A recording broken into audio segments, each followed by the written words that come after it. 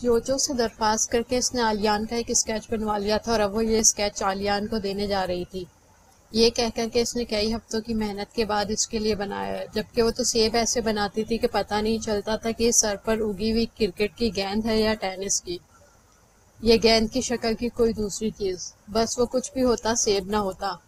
آخری کلاس لے کر وہ باہر نکلا ہی تھا، اس نے اسکیچ ہاتھ میں پکڑ رکھا تھا۔ یونی میں آس پاس معمول سے زیادہ ہی اسٹوڈنٹس ٹہل رہے تھے، فارغ سے پھیلے ہوئے سے، جیسے یونی کے اندر کوئی نہ ہو، سب باہر ہی ہو۔ وہ آلیان سے ذرا دور ہی تھی کہ آس پاس پھیلے ہوئے چلتے اسٹوڈنٹ سے منہ سے یک آواز روبوٹک طرز کا ساؤنڈ نکالا۔ ساؤنڈ اونچا بھی تھا اور سر میں بھی، جیسے اسپیکر سے نکل رہا ہو، 012 012۔ امراح اور امراح جیسے دوسرے چونک کر ادھر ادھر دیکھنے لگے۔ بہت تیز اور مرتب آواز تھی، 012 اسٹارٹ ساؤنڈ ایکشن آن۔ فوجیوں کی طرح زمین پر پیر مارے گئے اور جو جہاں تھا وہ وہیں کھڑا ہو گیا۔ جامد فریز، کئی اسٹوڈنٹس کئی سو مختلف انداز میں۔ امراح اور آلیان جیسے دوسرے اسٹوڈنٹ سر اٹھا کر ارد گرد دیکھنے لگے۔ دور دور تک یہی منظر تھا، جو اسٹل تھے ان کے درمیان، جو اسٹل تھے اور جو اسٹل نہیں تھے، وہ اڑ سے پھنسے کھڑے تھے۔ کلاسز لے کر نکلتے دوسرے اسٹوڈنٹس اپنی اپنی جگہ کھڑے ہو کر یہ منظر دیکھنے لگے۔ دور دور تک یہ ساکن انسانی مجسمے کھڑے تھے، کوئی حرکت نہ کوئی آواز۔ امراح 2 لڑکیوں اور 1 لڑکے کے درمیان پھنسی کھڑی تھی۔ آلیان 5 لڑکوں میں گھرا کھڑا تھا۔ سمجھنے میں وقت نہ لگا، بڑے پیمانے پر کچھ ہونے جا رہا تھا۔ کچھ ایسے ہی وقت گزر گیا جب یونی کے اندر سے آخری کلاسز لے کر دوسرے اسٹوڈنٹس بھی نکل آئے تو روبوٹک آواز پھر گونجی، cap com stay still action on. کوئی گھوم گیا، کسی نے سر گھما لیا، کسی نے پیر اور کسی نے ہاتھ، اور جھک گیا کوئی اور نئی روبوٹک شکل میں ڈھل گئے، جیسے روبوٹس رک رک کر بھاگ رہے ہوں۔ پھر اگلے ایکشن پر انہوں نے ایک دوسرے کے ہاتھ پکڑ لیا اور چکور خانوں کی شکل اختیار کر گئے، اور ان چکور خانوں میں جونیئرز آ گئے۔ آلیان اور امراح آمنے سامنے کے خانوں میں تھے۔ ہائے آلیان، میں یہاں ہوں، امراح نے خوشی سے آواز دی۔ غیر ارادی طور پر آلیان نے فوراً گردن موڑ کر دیکھا اور اپنے موبائل سے ویڈیو بنا رہا تھا۔ میں تمہارے لیے کچھ لائی ہوں، اس نے ہاتھ میں پکڑے اسکیچ کو لہرا کر کہا۔ آلیان نے واپس ایسے گردن موڑی جیسے کچھ دیکھا ہی نہیں۔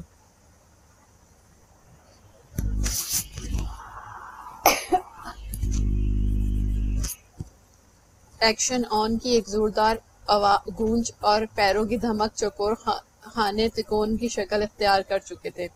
دور دور تک ایک دوسرے سے جڑا تکونی جال بنا نظر آنے لگا۔ کئی سو اسٹوڈنٹس اب کئی ہزار ہو چکے تھے۔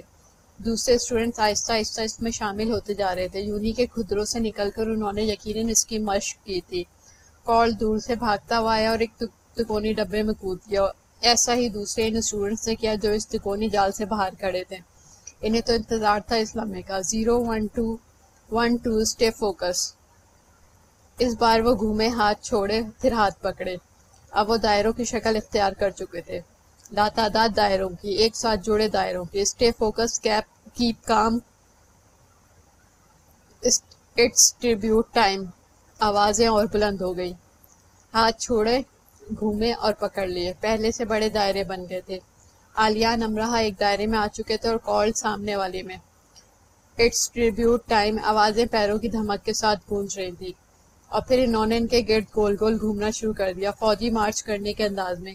کئی پروفیسرز بھی آ چکے تھے اور ڈین کو بھی آنا پڑا۔ سینئرز کی آوازوں کے علاوہ ہر کوئی خاموش رہنا چاہتا تھا۔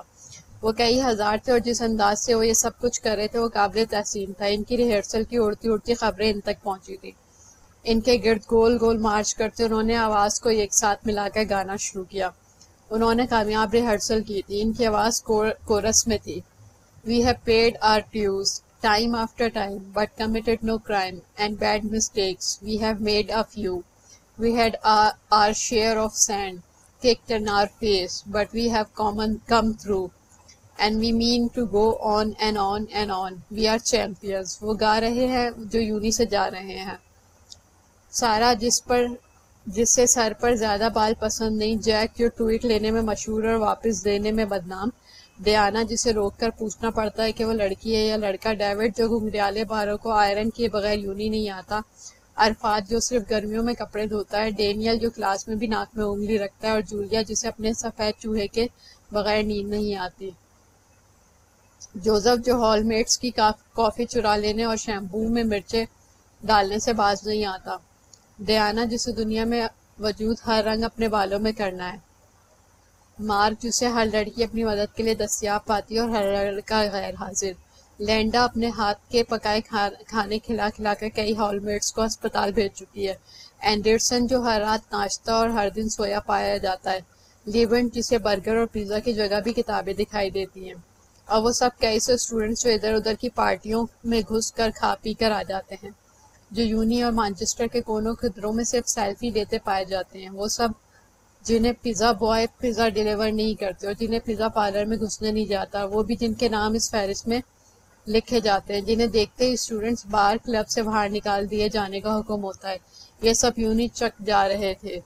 2-1-0 ایکشن ری لوڈڈ اسٹے اسٹل. گول دائروں میں گھومتے وہ رک گئے. ان کے رک جانے کا عمل قابل داد تھا. Action reload, action on, work it, make it, do it, makes us. دونوں ہاتھوں سے چٹکیاں بجاتے، پاؤں ڈگمگاتے آگے بڑھ جاتے. Harder, better, faster, stronger. نیا گانا، نیا انداز، زیادہ جوش، کیونکہ پیچھے رہ جانے والوں کے لیے تھا. More than are never ever after work is over. دائروں سے باہر نکلے کھڑے سینئرز نے دائروں کے درمیان میں آ کر بڑے بڑے غبارے چھوڑے اور جیسے ہی وہ ذرا اوپر اٹھے انہیں فائر کر کے پھوڑ دیا. Work it harder, make it better, do it faster. اور وہ بلند آواز سے گانے لگے، ساتھ تالیاں بجانے لگے. اور داستان گو نے اپنا قلم اور ڈائری بیگ میں رکھ کر بیگ کراس کیا اور بھاگ کر دائرے بنانے والوں میں شمولیت اختیار کی. وہ آواز کے ساتھ آواز ملائی، do it faster, we are champions. غبارے جو فضا میں پھوٹے تھے ان سے نکلی افشاں بکھرنے لگی، سنہری، سبز، سرخ، پیلی، ہر رنگ کی. ان کے بالوں، سروں پر، ان کے ہاتھوں اور چہروں پر. امرہ نے ہاتھ میں پکڑا اسکیچ کھول کر پھیلا لیا. افشاں اس پر گرنے لگی. اس نے اسے افشاں سے بھیگ جانے دیا، خود بھی. ہر چہرہ سج گیا، رنگیت. کاش تالیوں کی گونج، قدموں کی دھمک اور گانے کے بول کبھی ختم نہ ہو. کاش فضا میں گھری افشاں کبھی سمٹی نہ جائے، اور کاش کوئی جادوگر کمال کر دکھائے، وہ وقت کو ٹھہرا جائے. مانچسٹر یونیورسٹی کو یہ یاد رکھنا پڑے گا. جاتے ہوئے سینئرز نے اسے کیسا خراج پیش کیا تھا. رہ جانے والوں کی آنکھوں میں نمی آنے میں وقت نہ لگا. دائروں میں مقید اسٹوڈنٹس نے اسے احساس سمجھا. ان کے لیے جو گانا گایا وہ انہیں ترانہ لگا. اور امرہ کو یہ ٹریبیوٹ اس لیے بھی زیادہ اچھا لگا کہ اس نے ایک ہی دائرے میں خود کو اور آلیان کو کھڑے پایا. کاش ایسے ہی دائرے روز بنے اور پھر کبھی نہ ٹوٹ سکے. سینئرز نے ایک پارٹی کا اہتمام کیا تھا جو ایک اسٹوڈنٹس کے گھر کے لان میں ہو رہی تھی. امراہ آ چکی تھی. ویرا نے کہا تھا وہ دیر سے آئے گی. البتہ کال وہاں پہلے سے موجود تھا. پارٹی میں سب نارمل ہی تھا، بس 3 چیزیں ذرا سی اب نارمل تھی. روئی سے بنی شرٹس جنہیں 3 اسٹوڈنٹس نے پہن رکھا تھا، مختلف نظر آنے کے لیے یا ایونٹ کو یادگار بنانے کے لیے. روئی کی گول گول گیندوں کو سی کر شرٹ کی صورت دی گئی تھی. بقول ان کے اپنی طرز کا ایک مختلف پہناوا تھا. بھالو ہی لگ رہے ہیں. امرا اس طرف دیکھنے سے اجتناب کر رہی تھی کہ پھر اس کی ہنسی نہیں رکنی تھی. ایک لڑکی آئی اس کے پاس سے اسے اپنی لپسٹک پکڑائی. اسے تھوڑی دیر کے لیے پکڑو، میں بھی آئی، اپنا پاؤچ کہیں رکھ کر بھول گئی ہوں. امرہ نے لپسٹک پکڑی اور جیسے ہی وہ لڑکی گئی اسے کھول کر دیکھا. اس کا شیڈ کیسا ہے، لیکن اس میں سے شیڈ کے بجائے آگ کا شعلہ نکلا. ٹھیک اسی دوران اس سے ذرا دور شور اٹھا. اس سے آگ کے شعلے نظر آئے، ساتھ چلانے کی آوازیں. میزوں پر سجے مشروبات ان پر اچھالے گئے، ان پر جنہوں نے روئی سے بنی شرٹس پہن رکھی تھی اور جن کی شرٹس میں آگ بھڑک اٹھی تھی. تینوں بری طرح سے اچھل رہے تھے، جو اچھا خاصا ہنگامہ ہو گیا تھا پارٹی میں. آگ بجھا دی گئی تھی، لیکن یہ آگ ان کی شرٹس میں لگائی کس نے؟ اس نے. کارل نے امراہ کی طرف اشارہ کیا. ہر وقت کا مذاق اچھا نہیں ہوتا کارل، امراہ نے بہت سخت انداز سے کہا. ماحول بہت سنجیدہ ہو چکا تھا. ان تینوں کو فرسٹ ایڈ کے لیے اندر لے جایا گیا. ساری پارٹی کا ماحول بدل چکا تھا. اس پر کارل کا یہ مذاق. یعنی تم نے مذاق میں نہیں سنجیدگی سے یہ حرکت کی؟ امراہ کی سنجیدگی دیکھ لی آپ نے؟ کارل نے سب سے پوچھا. جھوٹ بول رہا ہے یہ، مجھے کیا ضرورت تھی یہ سب کرنے کی؟ امراہ نے دیکھا سینئرز کے موڈ ایک دم سے بدل گئے. میں نے خود دیکھا اسے آگ لگاتے، اس کے ہاتھ میں لائٹر بھی ہے. کارل مذاق کے موڈ میں قطعاً نہیں تھا. یہ حرکت صرف تم کر سکتے ہو. امراہ بھی مذاق نہیں کر رہی تھی، لیکن اس بار تم نے کی انتہائی فضول حرکت امراہ، بہت فضول. کارل خود بھی غصے میں لال ہرا ہو رہا تھا. ایسے کام تم نہیں کرتے ہو. یہ لائٹر اس نے مجھے پکڑایا. یہ کہہ کر اس نے لڑکی کی تلاش میں آس پاس نظر دوڑائی، لیکن وہ وہاں نہیں تھی. کس نے؟ کارل پوچھ رہا تھا. ایک لڑکی نے. وہ یہاں نہیں ہے. وہ یہی ہے. وہ تم ہو. امراہ کو تیز آواز سے چلانا پڑا. سب جانتے ہیں ایسے کام تم کرتے ہو. ٹھیک ہے میں مانتا ہوں، اسی لیے اس بار تم نے یہ حرکت کی تاکہ سب مجھ پر الزام لگائے. تم نے مجھے تنگ کرنے کے لیے انہیں جلانا چاہا. ایسی جان لیوا حرکتیں میں نے کبھی نہیں کی. تو تم مجھ پر کیسے الزام لگا رہے ہو؟ یہاں اور بھی تو لوگ ہیں۔ اس کی آواز اور تیز ہو گئی، کیونکہ میں نے خود تمہیں دیکھا اور میرا دعویٰ اور کچھ لوگوں نے بھی تمہیں دیکھا ہوگا۔ جھوٹ، غلط، مجھے تو ہنسی بھی نہیں آ رہی ایسے گھٹیا الزام پر۔ شرمندگی تو ہونی چاہیے نا۔ امراہ کال اور سنجیدہ ہو گیا۔ جس کسی اور نے مجھے آگ لگاتے دیکھا ہے وہ بتائے۔ امراہ نے اس سب کے سنجیدہ چہروں کی طرف دیکھ کر پوچھا۔ جو بھی ہوا اسے جانے دو، لیکن امراہ تمہیں ایسا نہیں کرنا چاہیے تھا، پارٹی میزبان نے قدرے تعصب سے کہا۔ امراہ اسے دیکھتی رہ گئی۔ تم میری بے عزتی کر رہے ہو۔ تم کال کی بات کال کی نہیں، ان لوگوں کی جان کی ہے۔ مجھے اچھا نہیں لگا تم نے یہ کیا، جب میں نے کچھ کیا ہی نہیں تو تم دونوں ملے ہوئے ہو۔ میرا خیال ہے ہمیں بات ختم کر دینی چاہیے۔ پارٹی شروع ہونے سے پہلے ہی ختم ہو گئی، لیکن ایسی شرارتیں بڑے نقصان کا پیش خیمہ ثابت ہوتی ہیں۔ امراہ، سینئر لڑکی سارا نے افسوس سے سر ہلاتے ہوئے کہا۔ ان سب کی نظروں میں ملامت اور افسوس تھا۔ اس کا دل بھر آیا۔ ان سب سے اس کی کتنی اچھی ہیلو ہائی تھی، پھر بھی وہ کال کی بات کا یقین کر رہے تھے۔ ایک صرف لائٹر اس کے ہاتھ میں تھا، ان کے پاس کیا ثبوت تھا؟ امراہ کی آنکھیں ڈبڈبا گئیں۔ اسے یہ خیال بھی آیا وہ سب مذاق کر رہے ہوں گے، لیکن ان کی شرٹس میں آگ لگی تھی، ماحول گواہی دے رہا تھا وہ مذاق نہیں کر رہے تھے، وہ اسی پر شک کر رہے ہیں۔ میں نے آگ نہیں لگائی، میں پاگل ہوں جو ایسی حرکت کروں گی؟ شرٹس کے ساتھ انہیں بھی آگ لگا سکتی تھی، اتنی عقل ہے مجھ میں۔ آپ سب اس کال کی بات کا یقین کر رہی ہیں تو دشمن ہے میرا۔ ہاں، میں اسے ضرور آگ لگاتی اور پھر مان بھی لیتی اگر یہ جل کر مر جاتا تو۔ اس کی آنکھیں چھلک جانے کے قریب تھیں۔ میں نے بھی تمہیں آگ لگاتے دیکھا ہے امراہ، جیک نے پیشانی رگڑتے ہوئے کہا۔ امراہ نے جیک کو بے یقینی سے دیکھا۔ کیا تم سب میرے ساتھ پرینک کر رہے ہو؟ پرینک تو تم نے کر دکھایا، جیک نے تنزن کہا۔ اور جیک کے اس انداز پہ اس کی آنکھیں چھلک ہی پڑی، آنسو بہہ نکلے۔ ایسے ماحول میں رہنے کا کوئی جواز نہیں رہ گیا تھا۔ میرا خیال ہے مجھے اب یہاں سے چلے جانا چاہیے۔ وہ مڑ کر جانے لگی، اسے یہ امید نہیں رہی تھی کوئی اسے آواز دے کر روکے گا، لیکن اس جیک کی آواز آئی۔ تم ایسے نہیں جا سکتی امراہ۔ کیوں؟ تم پولیس کو بلوانا چاہتے ہو؟ اس نے تلخی سے مڑ کر پوچھا۔ نہیں تو پھر اور بے عزتی کرنی ہوگی میری؟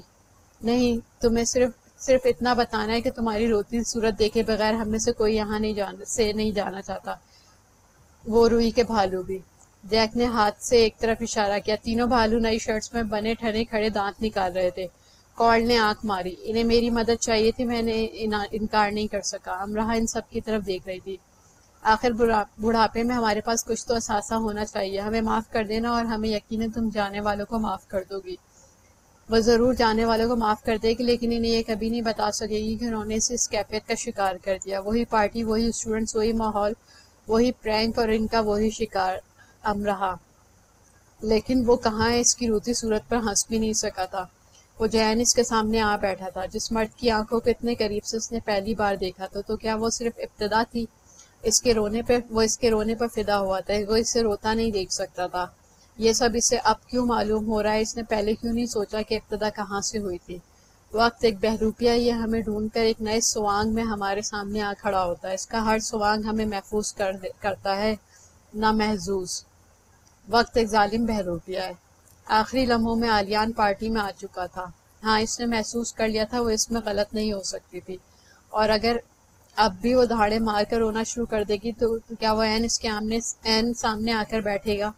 کیا اس کی صورت سے لگے گا کہ وہ اب بھی اس کے ساتھ رونے کو تیار ہے؟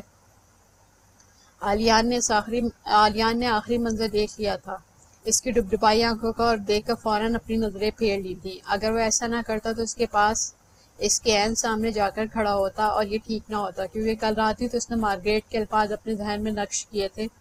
میں ہر رات اس سے نفرت کرنے کا عہد دہرا کر سوتی ہوں، میں ہر صبح اس عہد کو توڑتے ہوئے اٹھتی ہوں۔ دنیا میں ہر بیماری کا علاج ہوگا، محبت کا نہیں۔ بے شک محبت ایک بیماری ہے، صورت میں جب یہ ختم ہونے میں نہ آئے اور ختم کر دے۔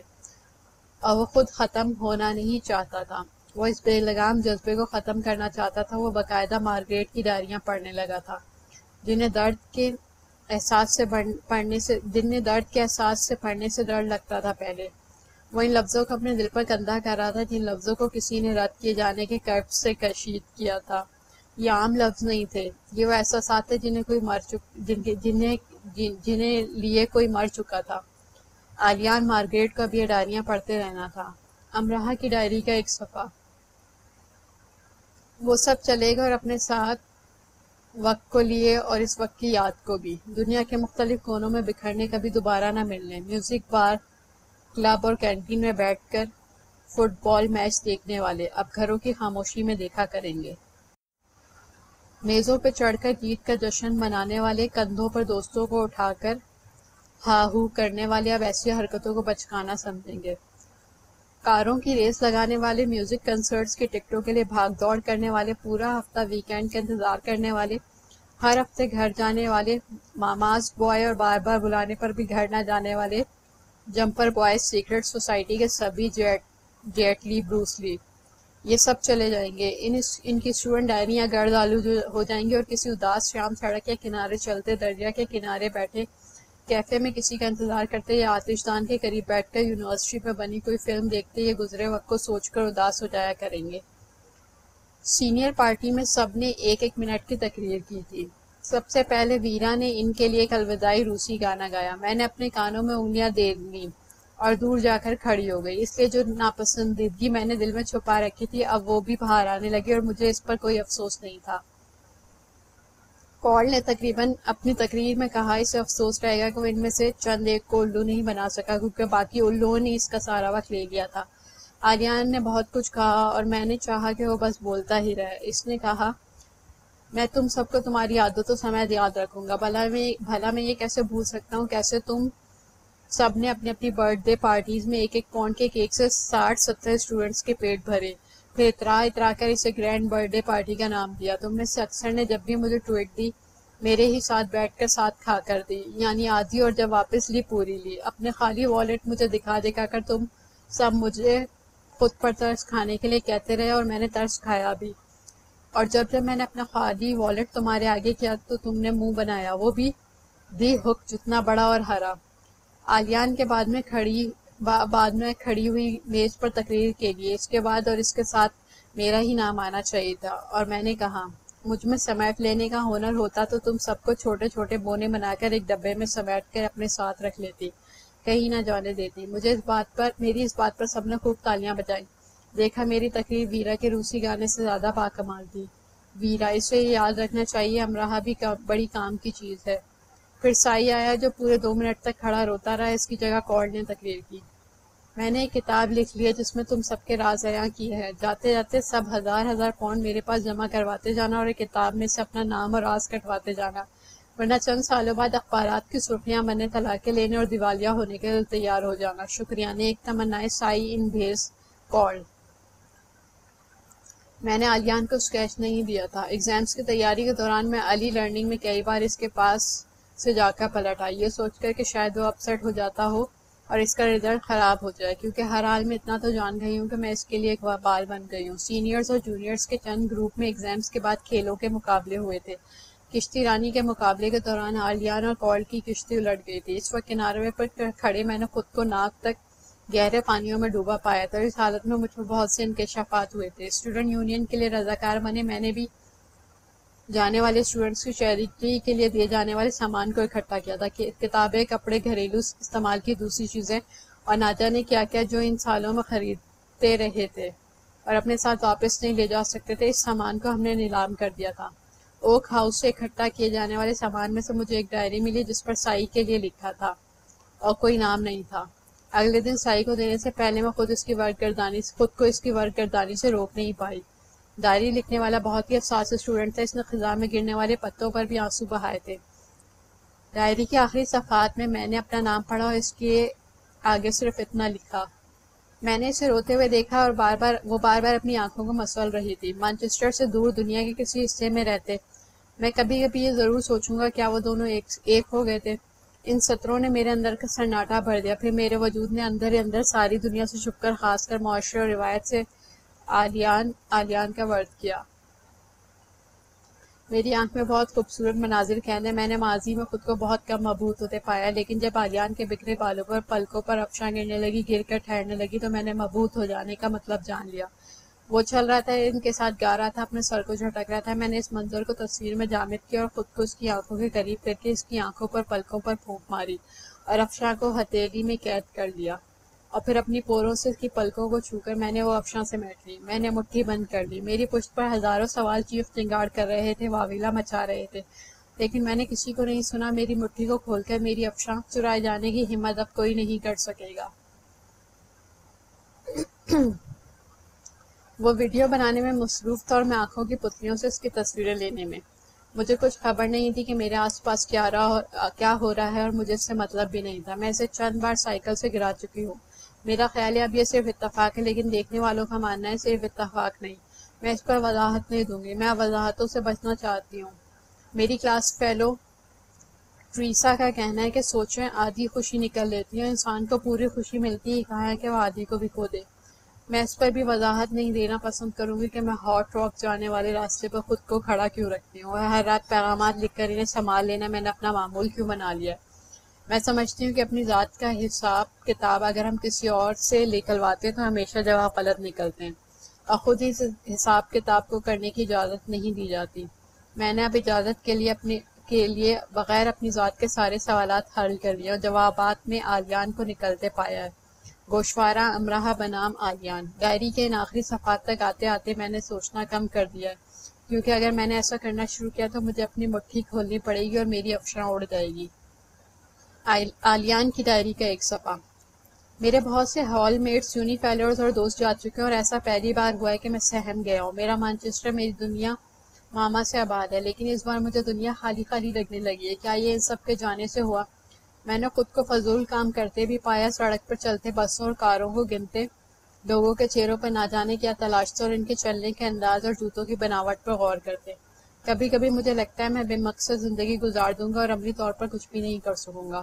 مجھے خود کو پرجوش کرنے کے لیے ماما مہر کو یاد کرنا پڑتا ہے، اور ماما مارگریٹ کا خیال آتے ہی میں کسی سزا کی کیفیت میں آ جاتا ہوں۔ میرے لیے مسکرانا آسان ہو گیا ہے اور خوش رہنا مشکل۔ وہ ساری چھوٹی چھوٹی کہانیاں جو میں سنا کرتا تھا، اب مجھے ان سے نفرت سی کیوں ہونے لگی ہے؟ اور میں نے جو اتنا عرصہ خود کو ماما کے خطوط اور ڈائریوں سے دور رکھا، اب ہر وقت میں انہیں پڑھنے میں مائل کیوں رہتا ہوں؟ کیا میں ان کی اور اپنی کیفیات کا موازنہ کرنا چاہتا ہوں؟ میں ماما کی ڈائریوں سے سبق لے رہا ہوں، کیونکہ مجھے وہ نہیں بننا جو ماما بن گئی تھی۔ وہ کمزور تھی، میں بھی کمزور ہوں، لیکن کسی کو تو ہمت دکھانی ہی پڑے گی۔ ان جذبوں کے سامنے جو ہم ہتھیلیوں میں بھر کر گھٹنوں کے بل جھک کر کسی کے قدموں میں نچھاور کر چکے ہوتے ہیں۔ میں خود کو مجبور بھی پاتا ہوں اور پابند بھی، دو حصوں میں بٹا ہوا ہوں۔ اگر مجھے پرسکون زندگی گزارنی ہے تو مجھے دونوں حصوں کو ایک کرنا ہوگا۔ اور پھر مجھے ویرا کو ہاں کہہ دینا چاہیے تھا روس دیکھنے کے لیے۔ اس کا روس اچھا ہی ہوگا اس کی طرح، اور مجھے زندگی کو زیادہ جوش سے جینا ہوگا تاکہ بے خودی مجھے ہرا نہ سکے۔ ویرا کی ڈائری کی چند سطریں۔ ایگزامز کے بعد میں روس جانا چاہتی تھی، مجھے پاپا سے ملنا تھا، برف پر پھسلنا تھا، لیکن ساری تیاری کر کے میں نہیں گئی۔ میں بھی کیوں نہیں گئی؟ میرا خیال ہے آلیان ہاں کہہ دیتا تو اب ہم دونوں روس بیٹھے ہوتے۔ اس نے کہا ابھی وہ روس دیکھنا نہیں چاہتا۔ ٹھیک ہے، میں نے بھی اپنا سامان کھول دیا۔ مجھے آس پاس کے لوگوں سے محبت کرنی بھی آتی ہے، ان کا خیال رکھنا بھی آتا ہے۔ اسی لیے میں آلیان کا بہت خیال رکھ رہی ہوں، کیونکہ میرے خیال میں پوری دنیا میں اس وقت اسے ہی سب سے زیادہ توجہ کی ضرورت ہے۔ سائی کی ڈائری کے جذبات۔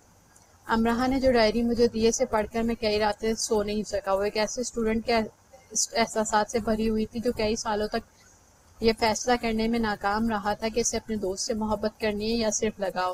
لڑکی اس کے ملک میں، اس کے آبائی شہر میں، اس کے گھر کے سامنے والے گھر میں رہتی تھی۔ ایک رات اسے ایک اوک ہاؤس میں لڑکی کی اچانک موت کی اطلاع موصول ہوئی۔ لڑکی کے دماغ کی نس پھٹ چکی تھی اور اسے فیصلہ کرنے میں آسانی ہو گئی۔ کیا وہ اس کے بغیر ایسے زندہ ہے جیسے اس کے ساتھ ہی مر چکا ہے؟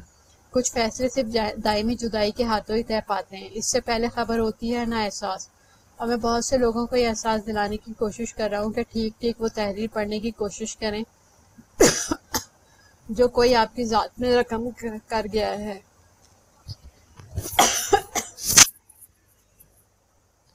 کال کی ڈائری کے کالڈی خیالات۔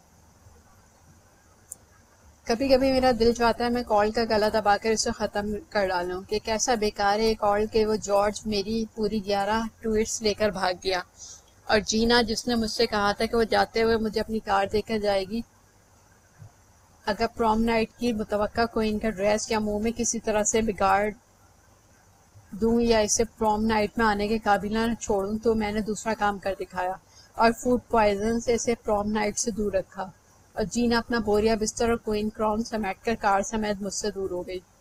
میں نے اس کے گھر کا پتہ ڈائری میں محفوظ کر لیا ہے۔ ایک دن جینا جان جائے گی، اچھا ہوتا اگر وہ مجھے کار دے جاتی۔ میں جلد ہی امریکہ جاؤں گا۔ آج کل میں کافی مصروف ہوں۔ ویلکم ویک کے لیے اس بار میں نے کچھ ایسے مصنوعی کیڑے دریافت کیے ہیں جو کھال کے ساتھ چپک کر کھال کو نیلا کر دیتے ہیں۔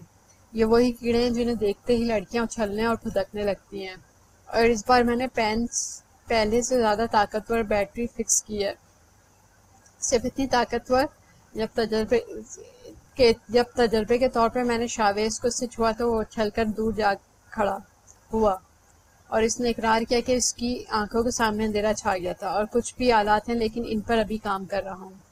فریشر آخر تم کب آؤ گے؟ تمہارا کال، نیک تمنائیں۔ آسمی کی شرٹ پہنے اور آسمی کا بورڈ پکڑے وہ کافی خوش سی تھی اور اپنا بورڈ لے کر سب سے پہلے عالیان کے پاس گئی۔ پوچھو مجھ سے کیا پوچھنا ہے؟ جس وقت میں تمہارے پاس آئی تھی اس وقت تم نے مجھ سے کافی کے 1000-2000 کپ پی رکھے تھے۔ وہ تو میں حوصلہ مند تھی جو تمہارے انداز اور لب و لہجے پہ رونے لگی تھی۔ ویسے مجھے یہ بات بعد میں ڈیرک نے بتائی کہ لڑکیاں جان بوجھ کر بارہا تمہیں تنگ کرتی رہی تھیں، اور حیرت ہوئی یہ سن کے کہ ایسی لڑکیوں کے سر پر تم نے آسمی کا بورڈ کیوں نہیں دے مارا۔ شاید ان سب کا غصہ تم نے مجھ پر نکال دیا تھا۔ کیا تمہیں ذرا سا بھی ترس نہیں آیا مجھ پر؟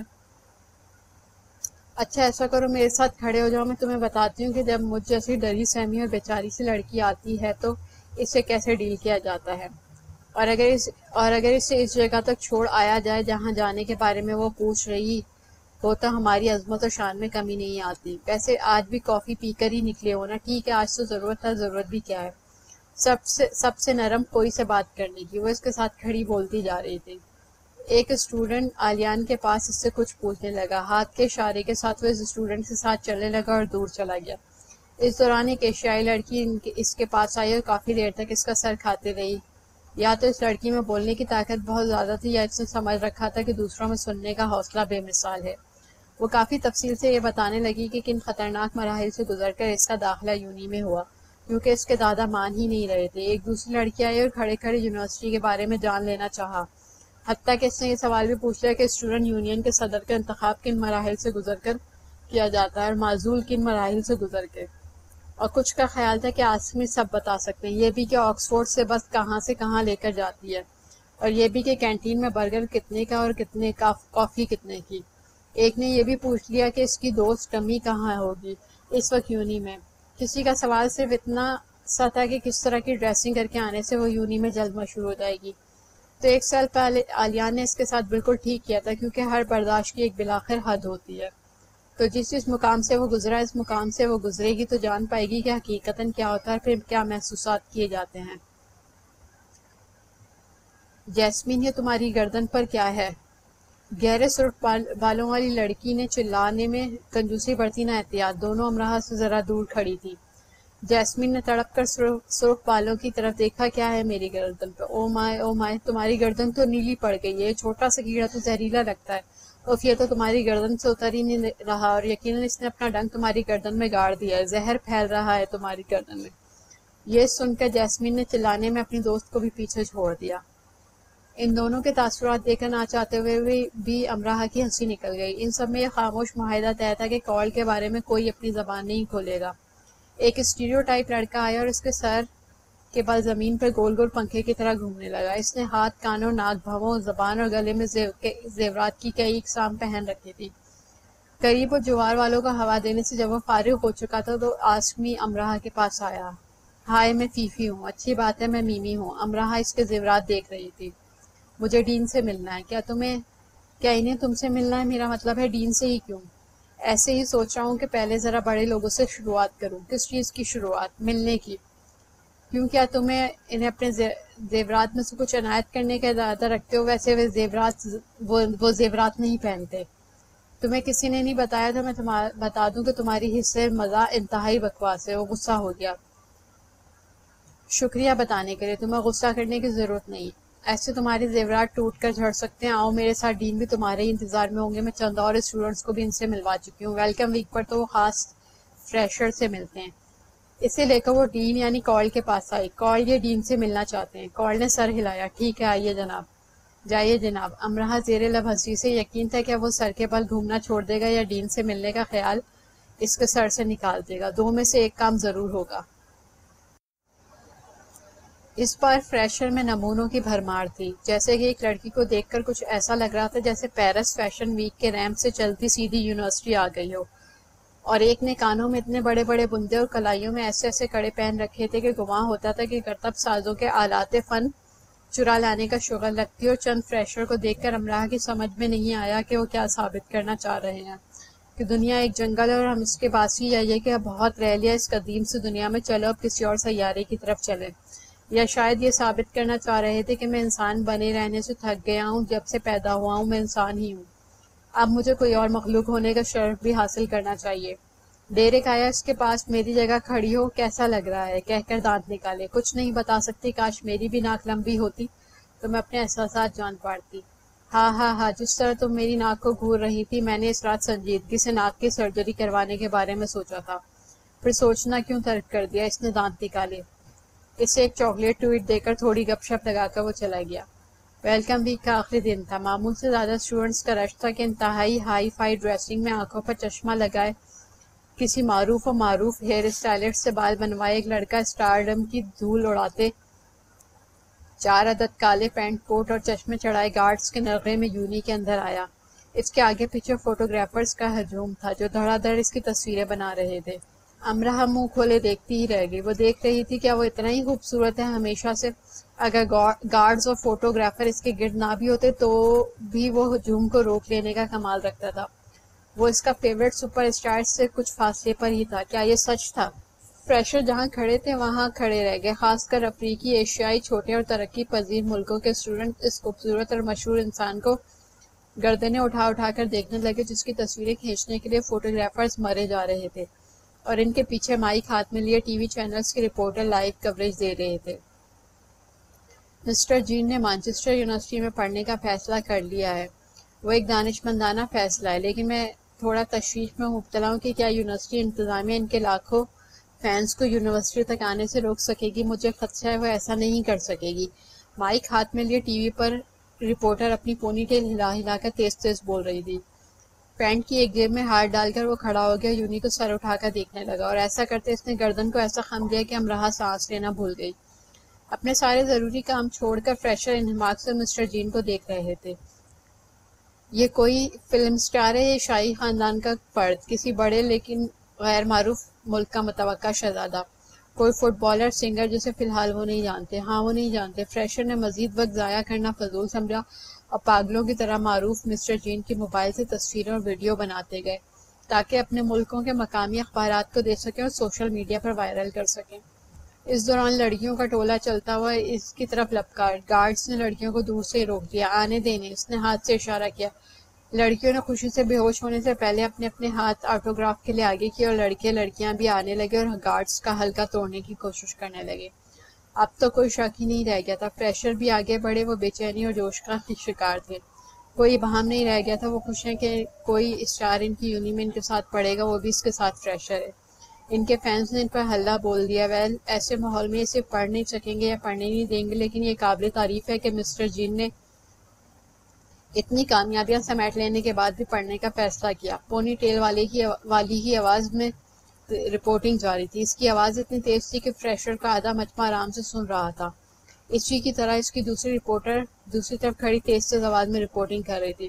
ویلکم ویک کے اس آخری دن یہ سب آنن فانن ہوا، وہ آیا اور چھا گیا۔ چند منٹ لگے اور فریشر اس کے گرد گھیرا بنا کر کھڑے ہو گئے، اور جو ادھر ادھر کھڑے تھے وہ بھی اس کی طرف دیکھنے لگے کہ کون آیا۔ سب کے موبائلوں والے ہاتھ بلند تھے، وہ سب دیوانہ واری اس کی طرف لپک رہے تھے۔ اور پھر اس گھیرے کے اندر ایک بورڈ بلند ہوا جس کی ایک طرف لکھا تھا welcome fresher, we are your senior, thanks for the attention, اور بورڈ کی دوسری طرف لکھا تھا یو آر آسم فول۔ نئے آنے والے ہونکوں کی طرح بورڈ پڑھتے رہ گئے، پھر ان بلند بانگ کہکہوں کو سننے لگے جو مسٹر جین، اس کے گارڈز، فوٹوگرافر اور ان کے فینس ان کی طرف اشارے کر کر کے لگا رہے تھے۔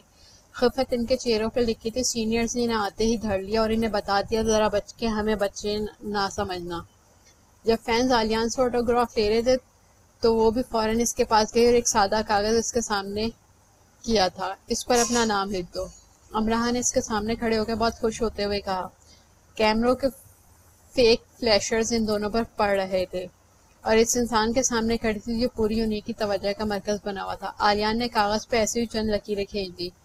مجھے تمہارا نام چاہیے، لکیریں نہیں، اس نے اردو میں کہا۔ ناچار اس نے اپنا نام لکھ دیا۔ وہ گارڈ بنے کال کو دھکا دے کر ہلکے سے باہر نکل آئی اور رپورٹنگ کرتی ویرا کے قریب سے گزرتی خود کو ہجوم سے دور لے گئی۔ اس کا خیال تھا وہ ایک مورکہ سر کر آئی ہے، وہ اس کا نام لکھوا لائی ہے، اور اس سے پہلے جب اس نے بے نیازی سے اپنی فینس کو دیکھا تھا تو امراہ دنگ رہ گئی تھی۔ کیا وہ ایسا ہی ہر فن مولا ہے؟ اس میں کتنی ادائیں کہ ختم ہونے میں آتی ہیں نہ گنتی میں۔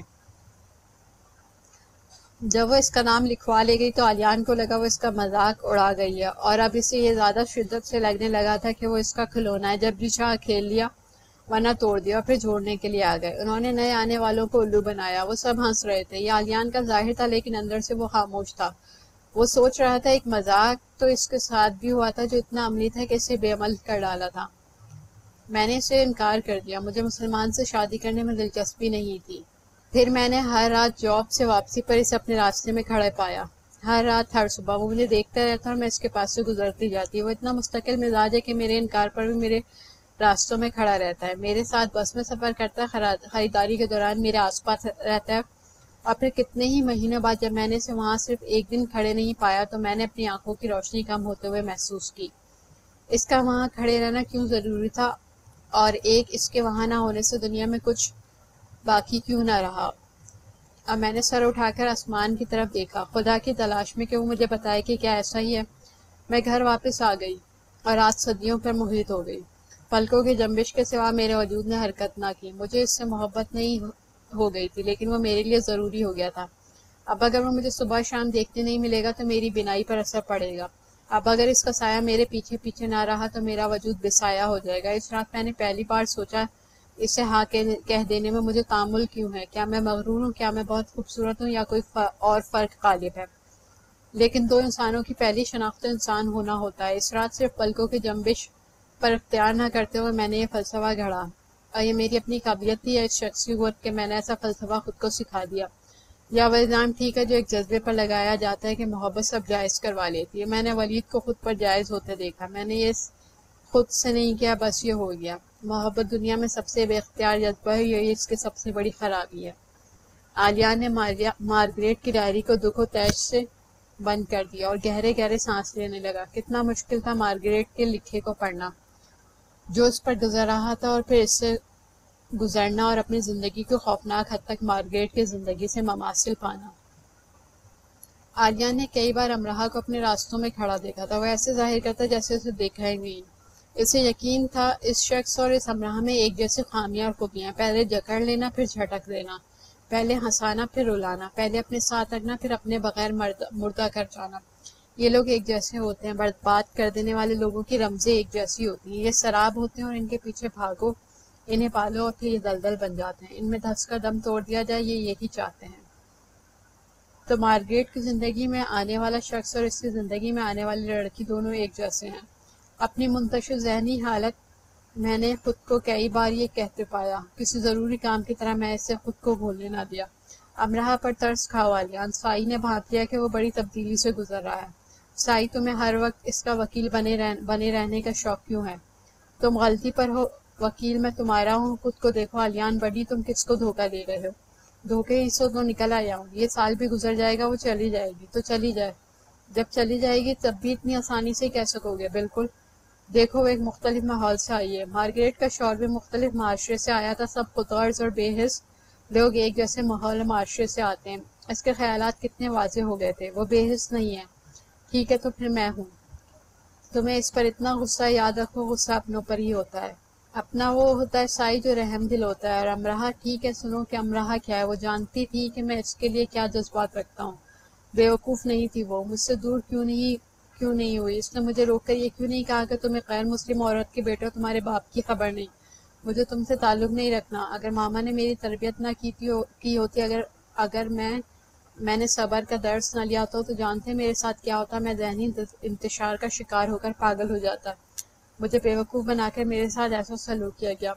میں اس پر بھڑکا نہیں، اس پر چلایا نہیں، اسے یہ نہیں بتایا کہ وہ کس قدر خود غرض ہے۔ میں یہ نہیں بھول سکتا کہ سب جانتے بوجھتے وہ کیسے میرے ساتھ رہی، جیسے میرا دل توڑنا اس کا مقصد تھا۔ کیا محبت اور دوستی میں فرق نظر نہیں آتا؟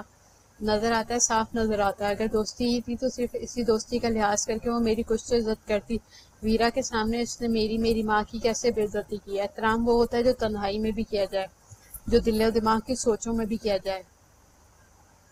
سائی، اگر میری ماں سے محبت کرنے والا دھتکار کر اپنی زندگی سے سلگ کرنے والا صرف ایک احترام اور عزت کا راستہ اپنا لیتا تو آج میری ماں زندہ ہوتی۔ امراہ کو ایک کھلونا چاہیے تھا۔ دوست یونیورسٹی کا سب سے موسٹ وانٹیڈ اسٹوڈنٹ اس کا دوست ہے، اس کے ساتھ اس کے آس پاس رہتا ہے، اس پر فدا ہے، بس یہی ایک حیثیت تھی اس کے نزدیک میری۔ وہ آج بھی میرے پاس آتی ہے کہ میں پھر سے اس کا دوست بن گیا، اور جب تک اسے ثبوت نہیں مل گیا اس نے مجھے لامذہب سمجھا۔ مجھے لے کر وہ ایک فارم بھرتی رہی اور خانوں میں ٹک کر اس کراس لگاتی رہی۔ اتنی ہمت تو میری ماں نے بھی کی تھی۔ سائی دو انسانوں میں پہلی اور ضروری مشترک تو اس نے بھی ڈھونڈ نکالی تھی۔ میں کس بلندی سے زمین بوس ہوا تھا تم نہیں سمجھ سکتے، کیونکہ تمہاری ماں مارگریٹ نہیں رہی اور تمہارا باپ تمہیں چھوڑ کر نہیں گیا۔ سائی کو دکھ ہوا، اسے اٹ آل نہیں ہونا چاہیے تھا۔ ایسے دکھ سن کر وہ کیسے سکون سے سو پایا کرے گا؟ آلیان کی آنکھوں میں نمی تھی، اور وہ نمو سے اپنی جڑیں کسی سوکھے شجر کی طرح کٹوا چکا تھا۔ میں کئی حصوں میں بٹا ہوں، مجھ کو خود کو اکٹھا کرنے دو، فیصلہ کر لینے دو مجھے۔ فیصلے دماغ سے کرنے جا رہے ہو؟ سائی نے نرمی سے پوچھا۔ نہیں، تجربات سے اپنی ماں کے۔ تو تم اس سے محبت کرنا چھوڑ چکے ہو؟ یہ سوال کرتے سائی کا دل بھر آیا۔ میں اس بارے میں سوچنا چھوڑ چکا ہوں۔ تم اپنی ماں کی اور اپنی زندگی کا موازنہ کر رہے ہو اور غلط کر رہے ہو۔ جب ٹھیک کر رہا تھا تب بھی غلط ہی ہوا تھا۔ میں تمہارے لیے دعا گو ہوں۔ کاش میں تمہیں وہ ڈائری دے سکتا جو میرے لیے اوک ہاؤس میں ایک اسٹوڈنٹ چھوڑ گیا تھا، اور اس نے ایک جگہ لکھا تھا کیا وہ اس چیز کی قدر جان گیا ہے جو اس کے پاس نہیں ہے۔ میرے ہاتھ بھی خالی ہیں، کچھ نہیں ان میں۔ وہ کہتا ہے زندگی وضاحت سے میرے سامنے آ کھڑی ہوئی ہے، میرے لیے کھوکھلی ہے۔ زندگی کی حقیقت مجھ پر کھل چکی ہے، اور یہ کام امراہ نے کیا۔ میں نے اپنے جذبے کو سلائے رکھا اور اسے بتا نہیں سکا۔ اب وہ سو چکی اور میں خود کو بتاتا پھرتا ہوں، پھر وہ کچھ خود کو یوں ظاہر کرتا ہے۔ میں اسے بتا چکا تھا، سائی بتا چکا تھا۔ آلیان چلا اٹھا۔ میں نے یہ جان لیا محبت کے واقع ہونے سے ذرا زیادہ اس کے قائم و دائم رہنا ضروری ہے، پھر وہ فیصلہ کر لیتا ہے آخر کار۔ آلیان نے سائی کو اس کی شرٹ کے کالر سے پکڑا۔ کیا تم ستکتی بلکتی تڑپتی مارگریٹ کو بھی یہ مشورہ دیتے؟ بولو، کیا تم اسے بھی یہی فلسفے سناتے؟ مارگریٹ کی ڈائریاں بھی لے جاؤ، پھر مشورے دینا۔ میں دیکھوں گا سائی تم کتنے انسان دوست ثابت ہو سکتے ہو، میں دیکھوں گا۔ اور سائی اس کی بات پر خاموش ہو گیا۔ اس کے وجود میں سنسناہٹ ہونے لگی تھی۔